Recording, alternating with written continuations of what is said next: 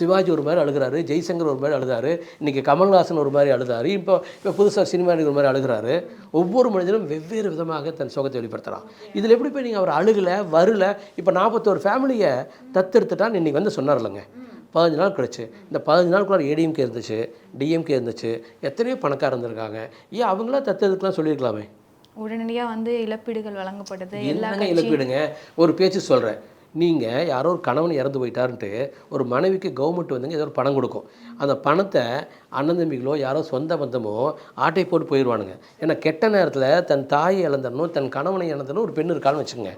அந்த கெட்ட நேரத்தில் அந்த பணமும் வரும்னு வச்சுக்கோங்க. அந்த பணமும் அவளை காப்பாற்றாது. பேட் டைமில் ஒரு வீட்டுக்காரே ஒரு பொண்ணுக்கு செத்து போயிட்டாள்னா அந்த காம்பன்சேஷன் பணமாக காப்பாற்ற போகுது. ஆனால் இவங்க என்ன சொல்கிறாங்க? Life long I will take care you. இந்த வார்த்தை வேறு யாரும் ஏங்க சொல்லலை? நீ சாகும் வரை உன்னை நான் உன் குடும்பத்தை நான் பார்த்துக்கிறேன். இனிமேல் உன் குடும்பம் என் குடும்பம்.